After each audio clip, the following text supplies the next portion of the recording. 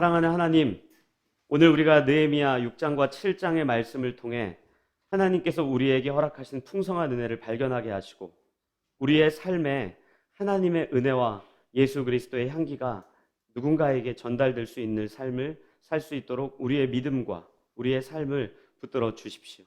감사드리며 살아계신 예수 그리스도의 이름으로 기도합니다. 아멘. 여러분들 여호수아서 읽다 보면 재밌습니다.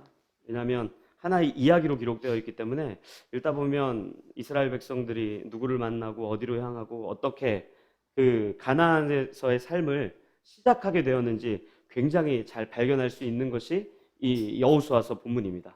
근데 여러분들 이 여호수아서 본문을 읽을 때 우리가 한 가지 기억하고 읽어야 되는 게 있습니다. 그게 뭐냐면 이스라엘 백성들이 가나안 땅에서 삶을 시작하는 것도 중요하고 그들이 땅을 차지하는 것도 중요합니다. 그리고 이방인들과 어떻게 믿음을 지켜나가는지 이것도 굉장히 중요한데 그것보다 우리가 먼저 기억해야 되는 것은 하나님의 약속이 신실하다는 것을 기억하고 묵상해야 됩니다. 창세기에 보면 하나님께서 아브라함과 약속하는 부분이 있거든요. 우리가 그 부분을 제가 좀 읽어드리겠습니다. 창세기 12장입니다.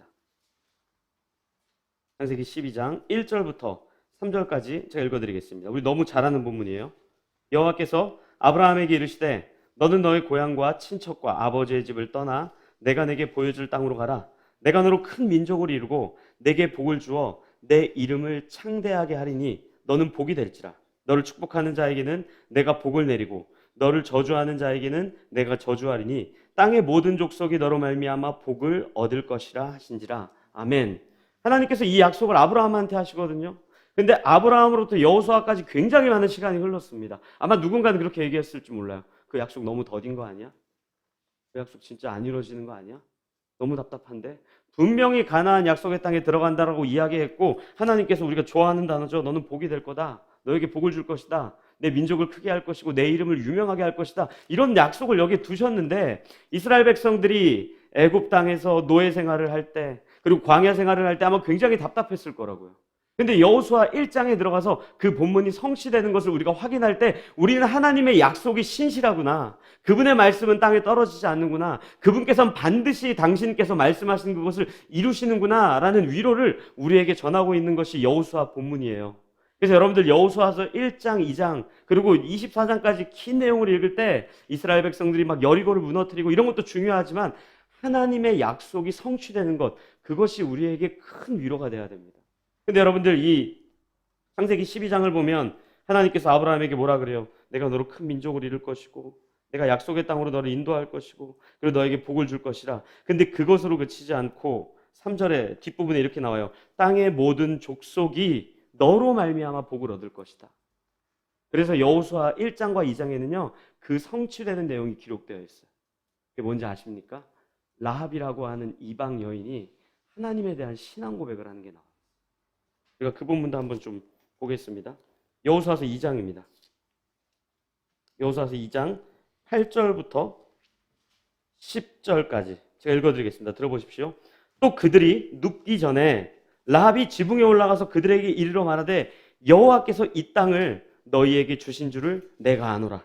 우리가 너희를 심히 두려워하고 이 땅 주민들이 다 너희 앞에서 간담이 농나니 이는 너희가 애굽에서 나올 때 여호와께서 너희 앞에서 홍해물을 마르게 하신 일과 너희가 요단 저쪽에 있는 아모리 사람의 두 왕 시온과 옥에게 행한 일 곧 그들을 전멸시킨 일을 우리가 들었음이니라. 11절 한 절 더 읽어드릴게요.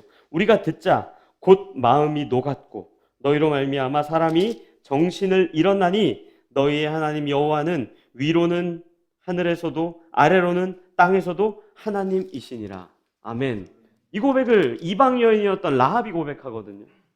분명히 아브라함에게 약속하신 그 내용, 너로 말미암아 수많은 사람들이 복을 얻게 될 거야. 너로 말미암아 하나님을 알지 못하는 백성들이 하나님을 알게 될 거야. 그것이 여호수아에 들어가면서 가나안 땅에 들어가면서 성취되는 것을 우리가 확인한단 말이에요.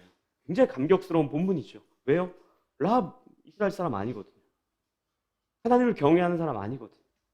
여리고에 살면서 수많은 신학자들이 이야기하는 것처럼 몸을 파는 여성으로서 그럼에도 불구하고 하나님에 대한 신앙 고백을 라합이 여호수아 앞부분에 그의 삶이 여기 기록되어 있다는 것은 우리로 하여금 다시 한번 하나님의 말씀이 얼마나 신실한지 그분의 은혜가 얼마나 대단한지를 보여주는 거예요. 그런데 이 라합이 어떤 것을 듣고 어떤 소문을 듣고 하나님을 고백합니까? 이렇게 나와요.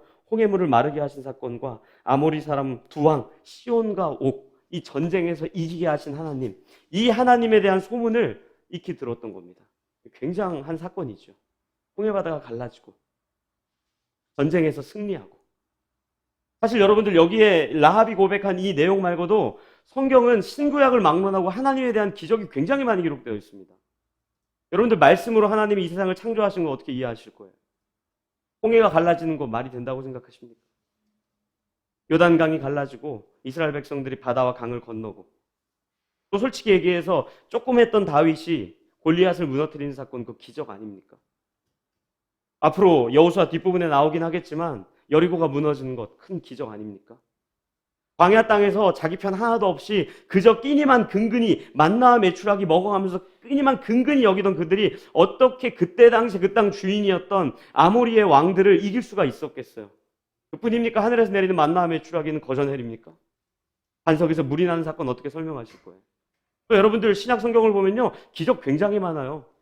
뭐 병이 고침을 받고 귀신이 떠나가고 뭐 오병이어 기적, 이런 거는 말할 것도 없이 죽은 나사로가 살아났다는 그것 하나 엄청난 기적이거든요. 그런 기적의 내용이 성경에 굉장히 많이 기록되어 있어요. 그래서 그걸 보고 라합과 같이 니네 하나님 진짜 하나님이야 라는 고백이 성경 이곳저곳에 굉장히 많아요.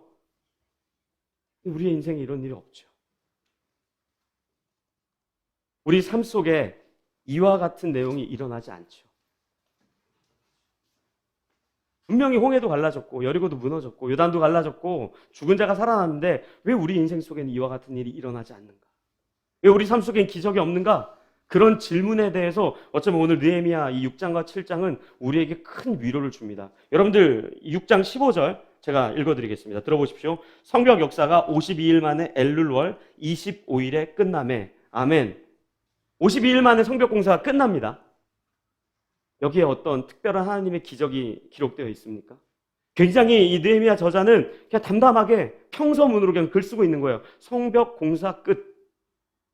우리가 지금까지 느헤미야를 쭉 묵상해 왔죠. 거기에 어떤 기적이 있습니까? 기적에 대한 개입이 한 줄도 없습니다. 보면은요, 그때 당시에 정치적인 것과 경제적인 문제에 뻔히 일어날 일들을 다 거쳐요. 느헤미야가 긴장해서 페르시아 왕을 설득하죠.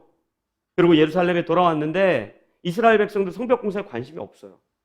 심지어 그뿐입니까? 이방인들이 방해하겠다고 마음 먹고 나섭니다.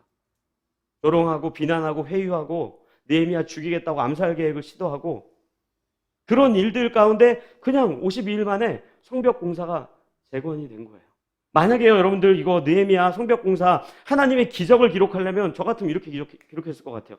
느헤미야가 페르시아 왕을 만나러 가기도 전에 갑자기 페르시아가 느헤미야를 불러서 얘기하는 거예요. 하나님이 어제 꿈속에 나왔다. 너 성벽 공사하고 싶지? 가. 내가 다 준비해 줄게. 그리고 예루살렘에 도착해요. 예루살렘에 도착했더니 웬걸 수많은 사람들이 환영하고 있는 거예요. 느헤미야 당신이 올 줄 알았다. 이제 우리가 성벽을 재건하자. 그러면서 일렬로 행대 종대로 쫙 서가지고 이스라엘 백성들이 함께 그 공사를 나서고, 그때 마침 느헤미야가 예루살렘에 도착하자마자 하늘이 어두워지는 거예요. 번개가 치고 먹구름이 쫙 울더니 이방인들의 눈이 다 머는 거죠. 그리고 하나님 얘기하는 거예요. 이 나쁜 놈들아, 니네 공사 방해하려고 그랬지? 야, 그럴 수 없어. 눈이 멀어가지고 막 헤매다가 이스라엘 백성 공사를 52일 만에 또 갈 거 있습니까? 하루 이틀 만에 끝내버리죠. 그리고 성벽 공사가 완공되자마자 이방인들의 눈에 비늘이 확 벗겨지고 그 성벽을 딱 보는 거죠. 와, 하나님 살아계시구나. 이러면은요, 이때 당시에 사마리아 인근에 있는 이방인, 뭐 산발라, 도비야 이런 사람 상관없이 모두가 하나님의 기적을 맛보았을 거라고요. 근데 느헤미야는 그런 내용 없어요. 그냥 52일 만에 성벽 공사가 끝났다라고 기록되어 있고, 그 다음 절에 우리가 16절, 6장 16절은 같이 읽겠습니다. 느헤미야서 6장 16절 같이 읽겠습니다. 시작. 우리의 모든 대적과 주위에 있는 이방 족속들이 이를 듣고 다 두려워하여 크게 낙담하였으니 그들이 우리 하나님께서 이 역사를 이루신 것을 알미니라. 아멘. 기적이 없는데 이방인들이 하나님의 큰 역사를 발견합니다. 우리는 어쩌면 신앙생활을 하면서 하나님의 일하심에 대해서 오해하고 있는지도 모릅니다. 그 오해한다는 것은 좋은 의미로서가 아니라 하나님의 능력과 하나님의 전능하심을 축소시키고 있는지 모릅니다. 마치 기적만 일어나야 수많은 사람들이 하나님을 알 것 같고, 굉장한 사건들의 연속이어야지 수많은 사람들이 하나님을 알 것 같고, 엄청난 사건이 일어나야지 수많은 사람들이 하나님을 믿을 것 같은데, 오늘 본문을 보면 기적과 같은 일이 전혀 일어나지 않았음에도 불구하고 하나님의 하나님 되심을 고백하는 이방인들이 나타나는 거예요. 저는 평범해 보이고 별로 대단해 보일 것 같지 않는 우리 인생에 왜 하나님이 말씀하시지 않고 기적을 베풀지 않는가라는 질문을 하고 살아가는 우리에게 오늘 이 본문이 큰 위로가 되었으면 좋겠어요. 저도요, 답답할 때 많아요. 기적 일어났으면 좋겠는데요, 기적 안 일어날 때 많습니다. 진짜 곤욕스러운 일이 뭔지 아십니까? 친구 만날 때. 와, 이제 더 이상 이제 그런 얘기 듣고 싶지도 않아요. 귀가 따갑게 만나면 천국 진짜 있냐? 만날 때마다 물어봐요. 미치겠습니다. 처음에는 좋게 나가요. 천국 있어? 있죠. 근데 조금 이제 술이 거하게 얘네들이 되면은 그때부터 저를 괴롭히기 시작. 아, 그 막 맥주 냄새 맡기도 싫은데 옆에서 야, 천국 진짜 있어? 뭐 혀도 꼬여가지고 조롱하는 거죠. 그럼 이제 그 다음 뻔한 질문으로 가요. 그럼 내가 질문 하나 낼게, 답해봐. 걔가 얘기하기 전에 그 질문이 뭔지 알아요. 이런 거예요. 예수님을 믿는데 나쁜 놈이 있고, 예수님은 안 믿는데 착한 놈이 있어. 누가 천국 가? 또 대답해 줄게. 하나님 믿으면 천국 가. 그럼 또 그 다음 질문으로 넘어갑니다. 자, 그래. 그럼 그 나쁜 놈은 성추행자야. 그래도 천국 가? 또 그 다음으로 넘어가요. 살인자야. 그래도 천국 가? 와, 그때마다요, 미치겠습니다, 진짜. 그때 진짜 하나님께 그렇게 기도해요. 죄송합니다. 네? 죄송합니다, 진짜.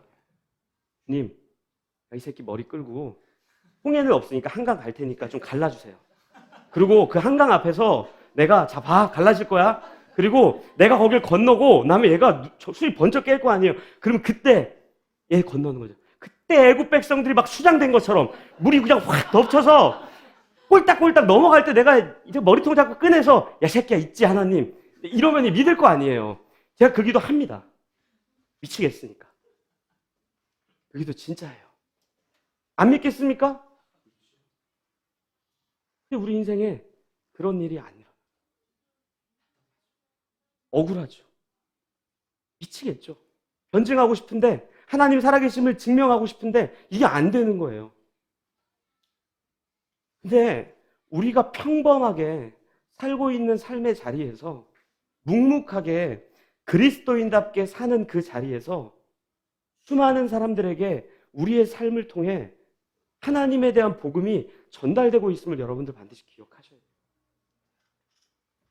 별로 대단해 보일 것도 없고 기적도 일어나지 않고 홍해도 갈라지지 않고 있는 그 자리에서도 복음은 전달되고 오늘 느헤미야서에 기록된 것처럼 52일 만에 굉장히 삐걱삐걱거리며 느헤미야 성전이 이 느헤미야가 세웠던 예루살렘 성전이 완공되었는데 별로 대단해 보일 거 없는데 그럼에도 불구하고 이방인들이 하나님의 큰 역사를 보게 되는 일들이 여기 기록되어 있어요. 여러분들 느헤미야 이 공사를 통해 얼마나 많은 일이 있었어요. 좋은 일만 있지 않았잖아요.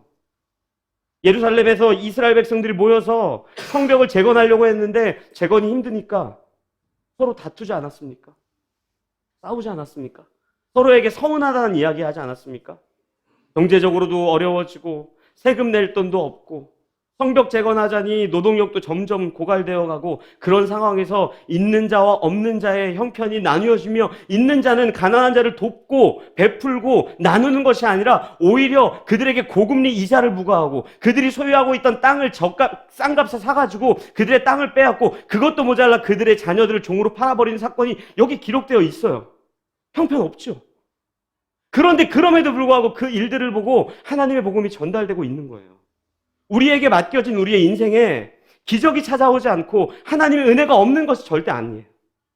지금도 여전히 묵묵히 내가 서 있는 그 자리에서 나에게 맡겨진 그 일을 감당해낼 때 분명 누군가는 하나님이 누구신지를 묻게 될 것이고 우리의 인생을 통해서 예수가 그리스도라고 고백하는 일들이 막 나오게 되는 거예요. 저 한 번도 가른 적 없어요. 한강물 가른 적도 없고요. 제 친구 고수보지 데려가가지고 가른 적 없어요. 근데 시간이 지나니까 한두 명씩 물어봐요. 야, 인생이 살다 보니까 허무한데 진짜 천국 있으면 좋겠다. 나 다 해봤는데 이렇게 인생이 만약에 끝난다면 내가 이렇게 43년, 44년 살아왔는데 진짜 건강해서 한 번 더 이렇게 살고 인생이 끝이라면 허무한 것 같은데 천국 네 말대로 있으면 좋겠어. 이런 일들이 우리의 삶의 자리에서 저는 반드시 드러날 걸로 봐요. 전 여러분들이 평범한 여러분들의 일상에서도 이와 같은 위로의 하나님, 그 복음의 능력을 발견하는 매일의 삶이 되었으면 좋겠습니다. 그래서 궁금하죠? 왜 안 일어나는지? 오늘 본문에 그 내용이 기록되어 있습니다. 우리가 17절부터 19절까지 느헤미야서 6장 17절부터 19절까지 같이 읽겠습니다. 시작. 또한 그때 유다의 귀족들이 여러 번 도비아에게 편지하였고 도비아의 편지도 그들에게 이르렀으니 도비아는 아라의 아들 스가냐의 사위가 되었고 도비아의 아들 여호하난도 베레기야의 아들 무슬람의 딸을 아내로 맞이하였으므로 유다에서 그와 동맹한 자가 많음이라. 그들이 도비아의 선행을 내 앞에 말하고 또 내 말도 그에게 전하매 도비아가 내게 편지하여 나를 두렵게 하고자 하였느니라. 아멘. 여러분들 이게 무슨 내용인지 아십니까? 성벽을 마쳤어요, 공사를. 그랬는데 한 명의 이름이 또 등장하죠. 누굽니까? 도비아. 도비아가 어떤 사람이었어요? 느헤미야 3장부터 쭉 보면은 이스라엘 백성들을 조롱하던 사람이에요. 성벽 공사를 방해했던 사람이에요. 성벽을 세우려고 하니까 산발랏은 비난하고 조롱하고 도비아 거기다 얌체같이 한 문장 더 붙이는 거예요. 맞아, 산발랏의 말이 맞아. 근데 내가 더 심각한 얘기 하나 해줄게. 뭔데? 여우 있지? 걔가 폴짝 뛰어 딱 올라가면 무너져버릴 거야, 니네가 세운 성벽. 이러면서 옆에서 깐죽깐죽 대던 사람이에요. 얼마나 얄밉겠습니까? 근데 이 성벽 공사를 마치니까 이스라엘에 있는 귀족들이 갑자기 도비아와 동맹을 맺은 거예요. 그리고 느헤미야 찾아가요. 이렇게 얘기하는 거예요. 느헤미야시여, 이 도비아 과거에 그랬지만 이젠 정신 차렸습니다. 이제는 그러지 않을 겁니다. 이제는 괜찮을 겁니다. 그래도 도비아 보면 꽤 괜찮은 사람이니까 좀 사이좋게 지냅시다. 이렇게 느헤미야를 회유하기 시작한 거예요. 그랬더니 이 귀족들이 어떡합니까? 이 도비아 가족들과 사돈을 맺고 결혼까지 시켜버려요. 근데 이 내용이 성벽을 재건하는 과정 중에 일어난 게 아니라 성벽 재건을 마치고 나서도 여기에 기록되어 있어요. 제가 여러분들에게 말씀드렸던 것처럼 이스라엘 백성들의 유일한 목적은 성벽 재건하는 게 아니에요. 성전 재건하는 게 아닙니다. 무너져 있던 신앙을 다시 재건하는 거거든요. 성벽이 재건되었음에도 불구하고 여전히 이 귀족들 마음속에 자기만을 위한 이익과 탐욕이 고스란히 또 기록되어 있어요. 왜요? 도비아와 사돈을 맺으면 사마리아 땅의 무역권을 쟁취할 수 있거든요. 도비아와 함께 동맹을 맺으면 이스라엘 백성들이 예루살렘에 거주하는 그 가난한 그 상태에서 가난한 걸 재건하는 데 그치는 것이 아니라 사마리아와 어떤 유익과 이익을 내가 소유할 수 있게 되거든요. 그러니까 도비아를 데리고 와서 느헤미야를 설득시키는 거예요. 우리 사이좋게 지냅시다. 좋은 일이 생길 겁니다. 우리 인생에 왜 기적이 안 일어나는지 아십니까? 왜 우리 인생에 홍해가 갈라지는 사건, 여리고가 무너지는 사건, 이런 것들이 없는지 아십니까? 만약에요, 하나님을 믿게 하는 것, 수많은 사람들이 하나님을 모르다가 예수를 그리스도로 전혀 고백하지 않고 있다가 이 사람들에게 복음이 전달되고 예수가 구원자임을 고백하는 그것이 유일한 목적이었다면 아마 기적 많이 일으키셨을 거예요. 편하잖아요.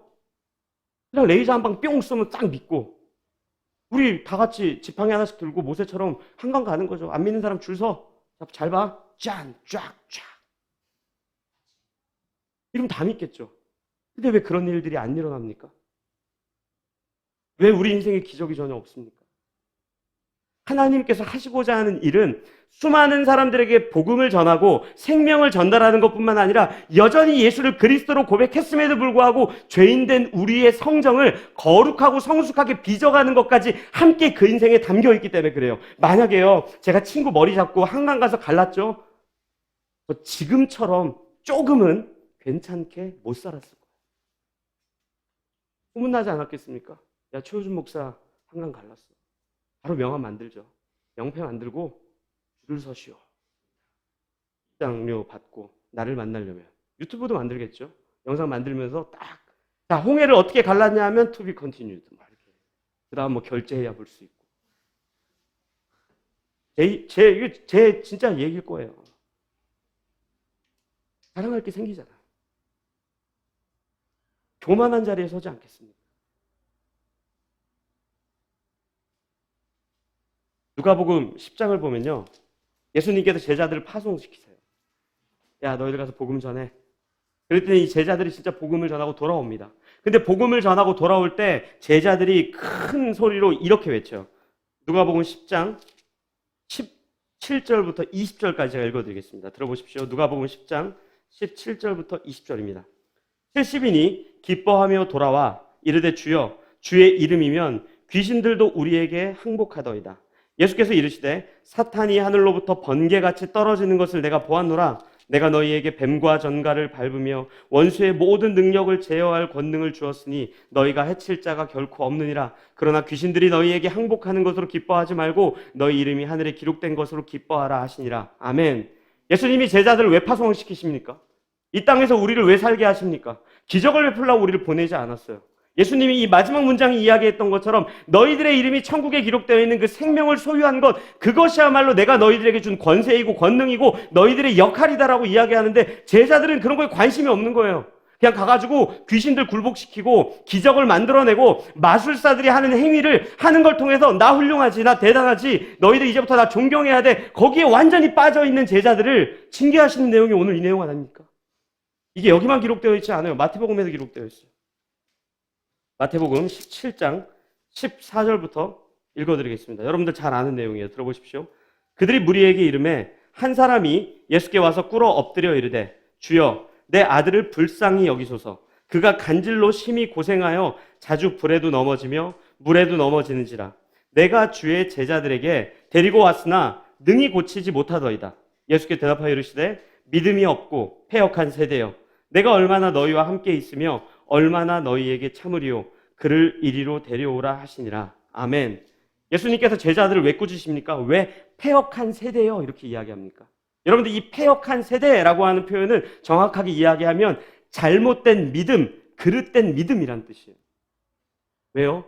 그들은 불에 넘어지고 귀신이 들리고 생명을 잃어가고 있는 그것에 대한 안타까움이나 그것에 대한 아픔이 아니라 자신들이 귀신을 쫓았던 경험이 있고 기적을 만들어냈던 경험이 있기 때문에 그것을 통해서 내 믿음을 자랑하고 증명하고 수많은 사람들에게 내가 그런 훌륭한 사람이니 너희들 날 알아야 돼 라고 이야기하는 그것으로 그 사람을 고치고자 했던 잘못된 믿음에 대해서 이야기하고 있는 거예요.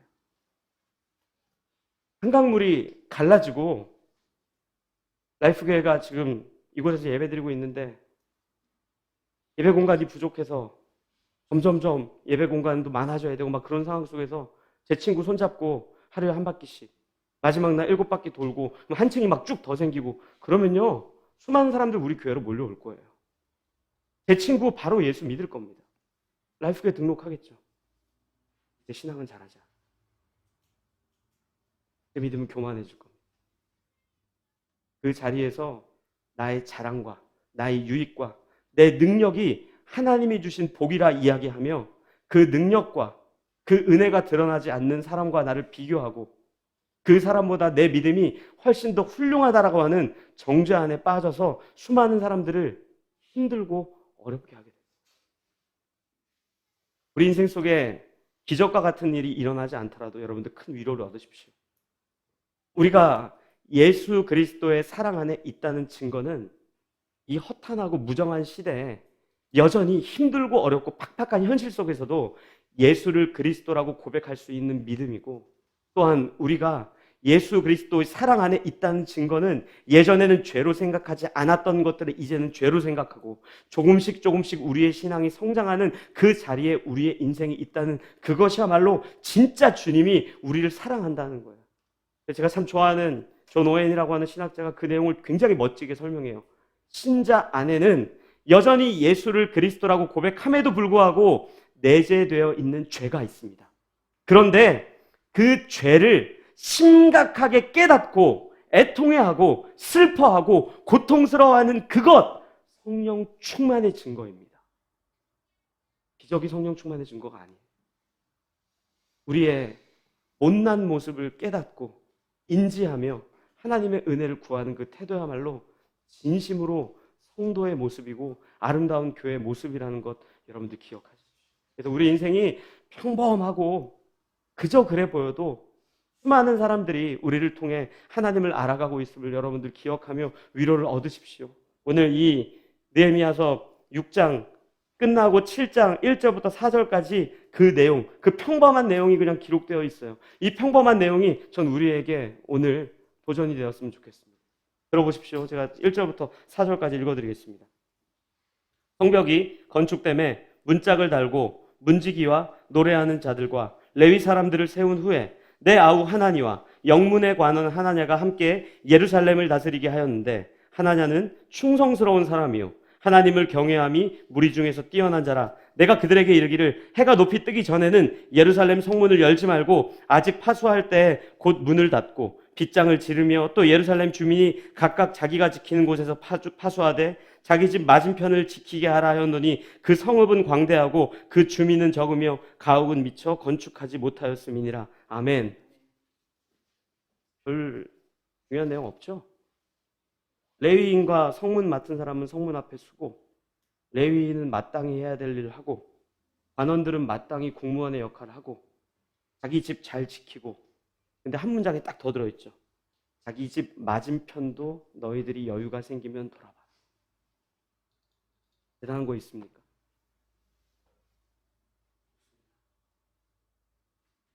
라이프게이가 지금까지 예수 그리스도의 은혜에 대해서 꾸준히 저는 풍성히 여러분들에게 전달했다고 생각합니다. 그래서 신앙을 잃었던 청년들이 교회로 돌아오고 신앙이 무엇인지 몰랐던 사람들이 예수를 그리스도로 고백하게 되고 교회에 대해 오해했던 사람들이 라이프교회에 출석하며 진짜 교회가 무엇인지 신앙생활이 표면적으로 드러나는 교회를 다니는 것이 아니라 우리가 어디에 있든지 교회 되는 것 그것이 중요한 것이란 걸 우리가 충분히 배워서 우리는 그 은혜를 이제 압니다. 그렇다면 이제 우리는 한 걸음 더 뛰어서 그 은혜의 깊이를 더해야 돼요. 우리의 품을 넓혀야 됩니다. 우리의 생각을 깊게 파야 돼요. 우리에게 주어진 현실 속에서 최선을 다하는 것 굉장히 훌륭한 믿음입니다. 하지만 우리 맞은편에 있는 그 집에 너무 가난해지고 힘들어져서 파수하는 사람이 없을 때 그곳까지 내가 조금 더 신경 쓰고 마음을 쏟는 것 굉장히 중요한 신앙입니다. 제가 우리 라이프교회 가족들에게 한 가지 도전하고 싶어요. 환경운동하는 거 중요합니다. 전 세계의 기아자들을 위해서 내 마음을 쏟고 관심을 두는 것도 훌륭합니다. 탄소 중립운동 왜 나쁩니까? 세상의 약자들을 위해 기도하고 애쓰는 마음, 열방을 품고 기도하는 마음 굉장히 중요합니다.